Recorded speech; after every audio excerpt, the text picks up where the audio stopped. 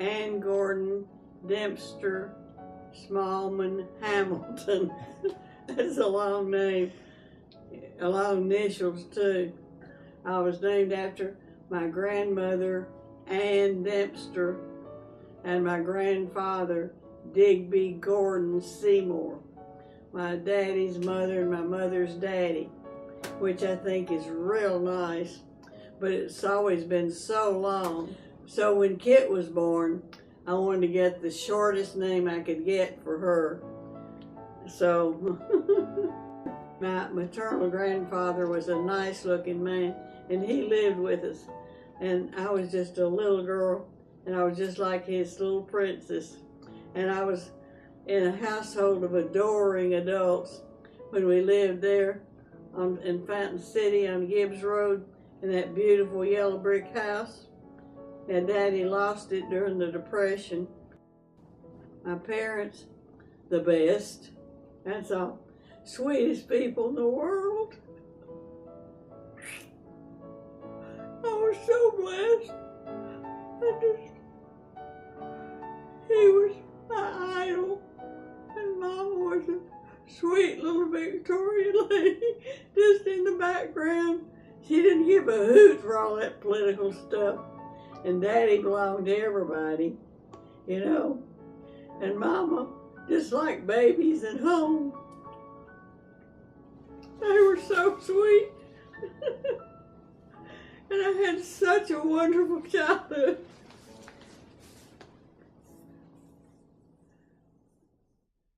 Mother was a sweet little quiet Victorian lady, but a steel magnolia. Daddy courted her a long time. He was in Panama, working on the Panama Canal as a steam shovel operator. That was a great place for a young man to make money.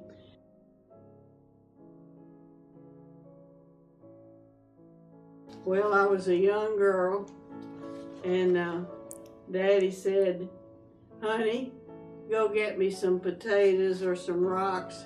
I want to check the balance on this thing."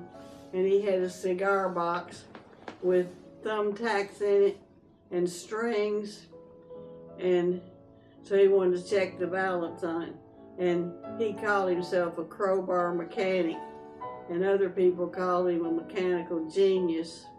But he was a very practical man, and he had been around construction a lot of his life, and he had seen men struggling, lifting up big old rocks in quarries and having to put in a dump truck that's high. And Daddy said, "Why don't we do something where they just have to lift it up to their waist and can dump it in there and have a box sitting there and not have a truck driver tied up the whole time in a truck, and detachable containers." So it revolutionized the trash handling business in the world. But he had just a mind, just optimistic, pleasant, happy, go, go, go. You know, to me, he was one of God's incredible creatures. And he was so good to so many people.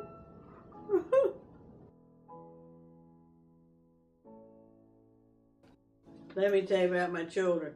I lucked out and had a boy and a girl. Kit's older. She was born in 52, and Joe was born in 55. Kit loved to ride horses. She started riding when she was 6 years old and kept it up till she was 16.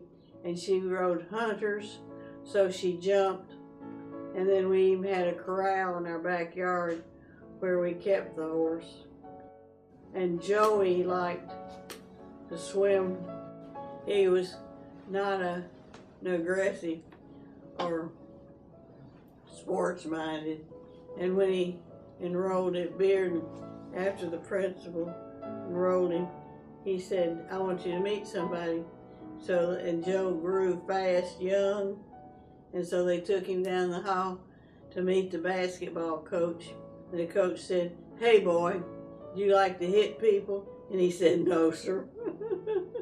That wasn't his bag. I've been so lucky to have both my children here. And so I'm grateful for that. It's been a great life, kids. And thank y'all for making it as good as possible. And I've done nearly everything I wanted to do. I don't know of anything I have missed much, really. So just, have a blast. Live it up. Enjoy it.